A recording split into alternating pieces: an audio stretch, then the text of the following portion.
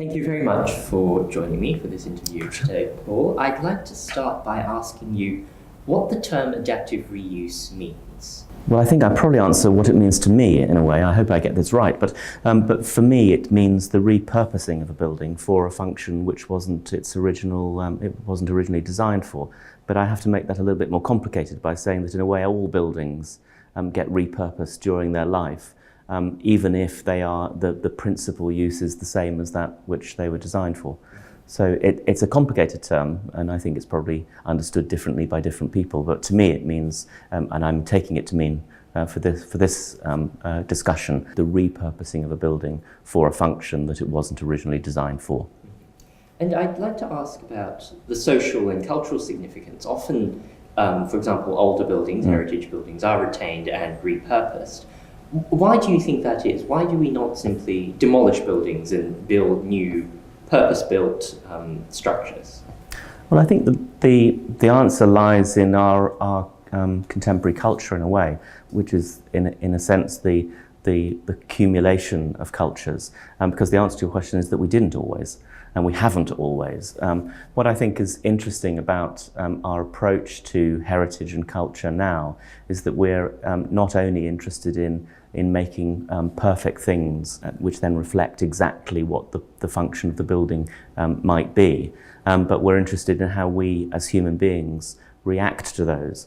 And I think an analogy of that is almost in the city itself, where almost any project that you do, whether it's reusing a building or a site which appears to be new, is in fact reacting to either what's around it or what was before it. And so cities and buildings are an accumulation of centuries, sometimes millennia of history and physical history. And in a sense, I suppose your question was, why do we do that?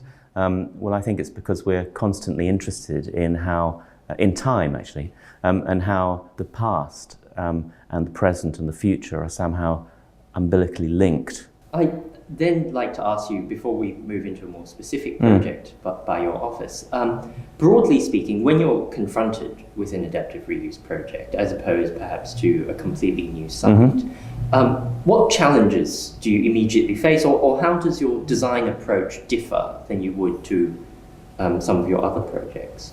Well, I suppose it does differ, but I'd almost like to say it didn't, because almost going back to the first point, that what one's always looking for at the beginning of a project is the clues to how that particular context, and it might well be a context rather than a building, will affect the way you think about the present problem or the present challenge, in order to make a future for that place, which is an accumulation of all those things. So when one approaches a building which is to be reused, a physical structure, I think probably we do think about that rather like a site. It's just that there's rather more of it that's going to be reused specifically than if you were building next to something. It's not that there is a fundamental difference in approach, and I think that probably it's probably not true for all architects at all, but for our practice anyway, that idea that you're seeking something, you're seeking clues from what's there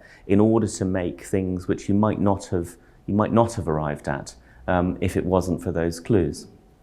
Thank you very much for your time. Thank you.